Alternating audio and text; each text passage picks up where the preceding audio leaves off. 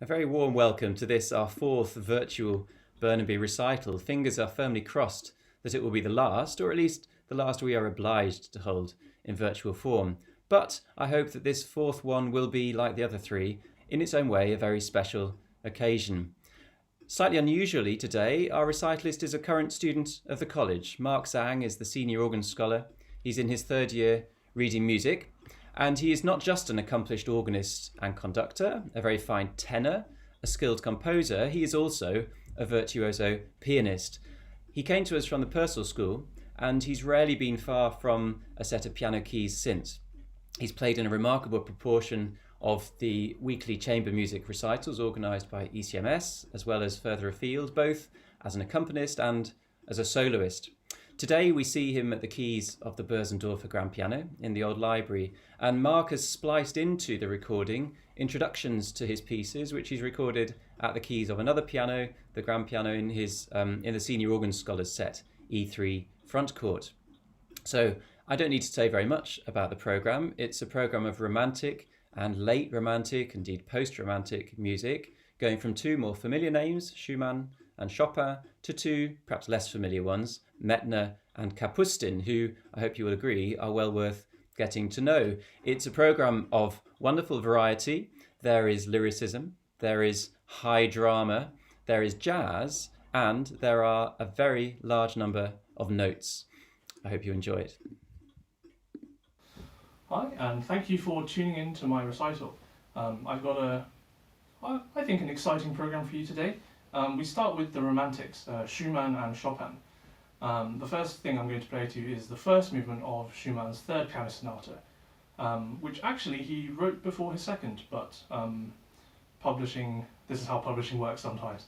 Now this third sonata began its conception as with the subtitle Concerto Without Orchestra, but under the advice of one of his friends, I think, he eventually changed the title or changed the nature of the piece to a sonata, which is how we know it today. Additionally, it originally was conceived with 5 movements. There were 2 scherzi, a slow movement variations, and the finale. And then later a version emerged without any of the scherzi, I think, only 3 movements. And now there's a form with 4 movements with the second scherzo missing.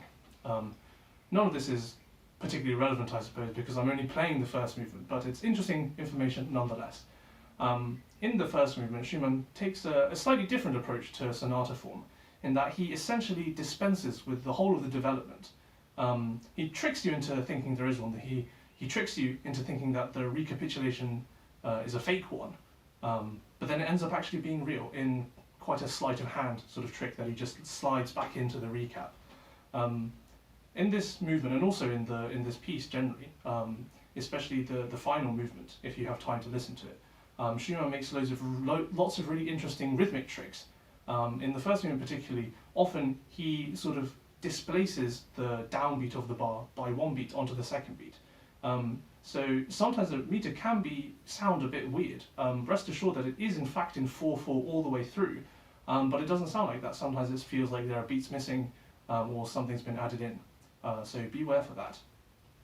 After that, I will play Chopin's Nocturne in C minor, opus 48, number 1. Now, while it may not be the most famous one, I think the winner of that award goes to the E-flat, the very famous E-flat Nocturne.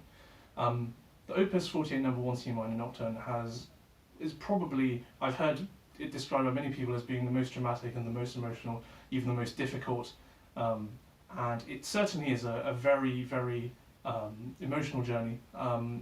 Quite a tragic nocturne, actually. It begins with a slow, plodding funeral march with a singing line on the top that feels isolated almost, and that eventually gives way to a slow middle section in the major. And the piece of the major section is eventually disrupted suddenly by these octaves that start creeping in, and the tension builds.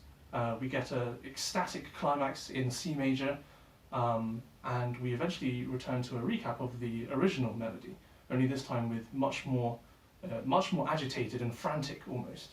And eventually, towards the end, we have this huge explosion, and instead of ending right there, what we end up is we hear the sort of aftermath.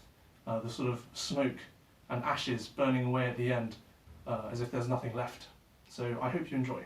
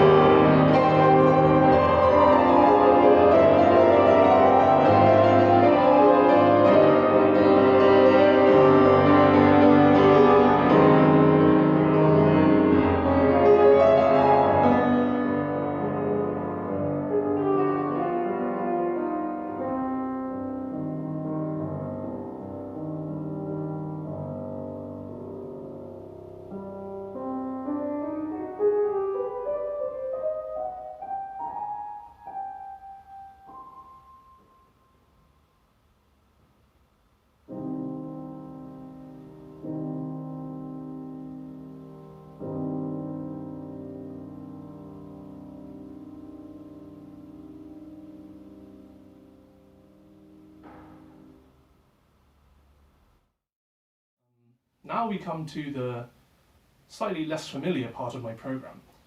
So I'm going to play a set of 6 pieces by the Russian composer Nikolai Medtner. So he comes roughly half a century after Chopin and Schumann, late Romantic, early 20th century composer. And he was a friend, contemporary, classmate of Rachmaninoff. And Rachmaninoff, they were friends throughout their lives, letters sent to each other, dedicated pieces to each other. And Rachmaninoff, who did end up being the more famous one, was incredibly supportive of Medtner and did believe that Medtner was the superior composer. Now Medtner has been not quite forgotten. He has seen a resurgence in the last few decades, especially by Russian pianists. But his music is still relatively unknown, especially outside of the piano world, which I think is a shame because he has written some really wonderful music. One of the possibilities as to why his music didn't see widespread appeal in the same way that Rachmaninoff did is that often I don't know if you can call it a criticism, maybe more so of a comment on his music, is that it can feel overly complicated, a bit dense, things that take several listenings to get used to, and not everyone wants that or has the time for that. And this can be true. I mean, especially in his piano sonatas and his sort of large-scale works, there definitely is a lot to be gained from repeated listening, and some things can seem confusing at first if not explained or if you don't figure them out yourself. Having said that, however, what he did, he didn't only write these big, complicated, formal masterworks. He also wrote, among other things, he wrote lots of lieder songs, but he wrote these things called Skazki, which is Russian for, roughly translated as tales, and these pieces are much shorter and quite simple, quite easy, I think, to understand and appreciate for a listener. And he wrote many of these over his life, and so the 6 pieces I'm going to play are from from a set of 6, Opus 51, and you can see his character, a very Russian character with lots of ideas, lots of energy, lots of melodic writing. It's a very pleasant set. And these Skazki, they usually have 2, maybe 3 contrasting ideas. They sort of weave in between each other. As the title would suggest, tales, there is there's a programmatic element to the music. However, often it's not really explicit what the program is. It's more that it's telling a story. Some of the Skazki have subtitles or excerpts from poems detailing Medtner's possible inspiration for them. But many of them just have nothing underneath them, and the ideas to what the story is just left to the listener.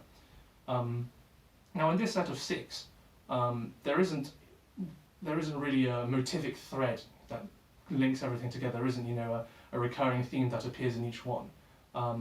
What you do have, there's the closest thing that I could find at least to a link, is that they all have quite interesting endings which make use of held notes in chords for very, very interesting effect. So listen out for those.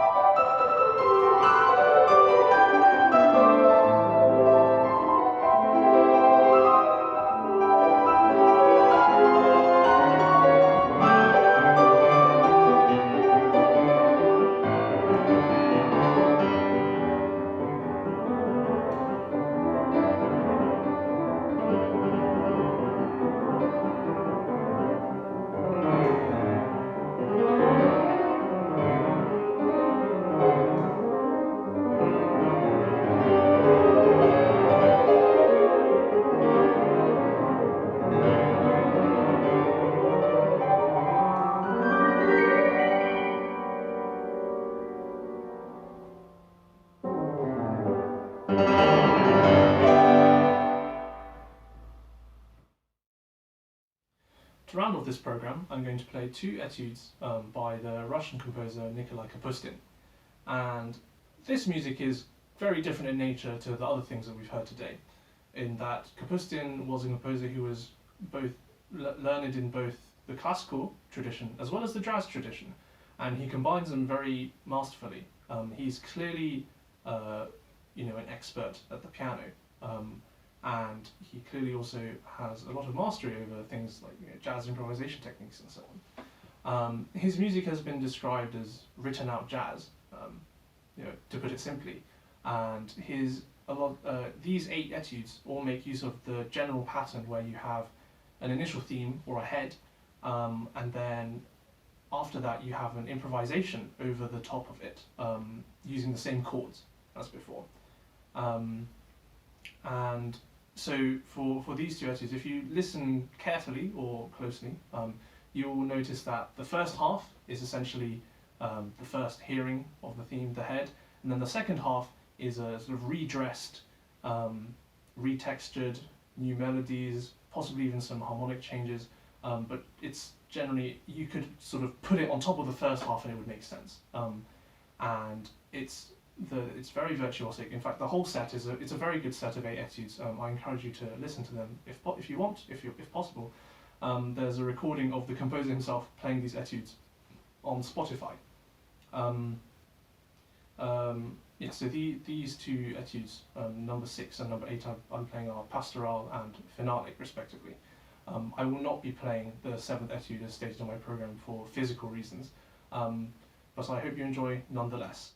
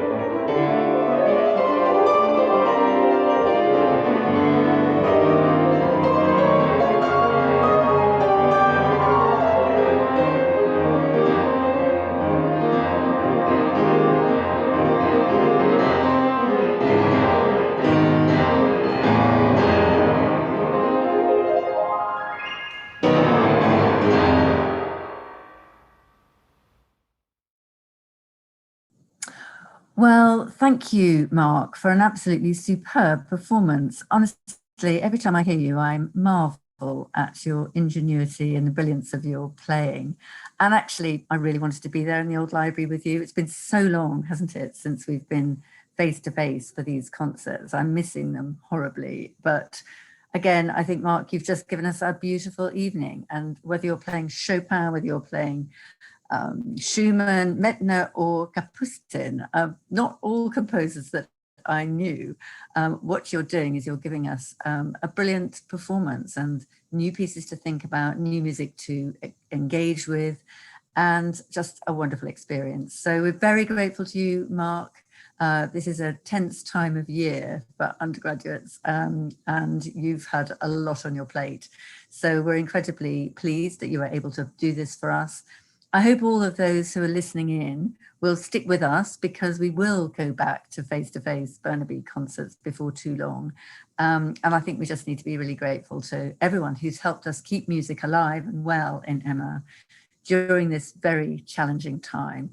So thanks, everybody. See you soon, I hope.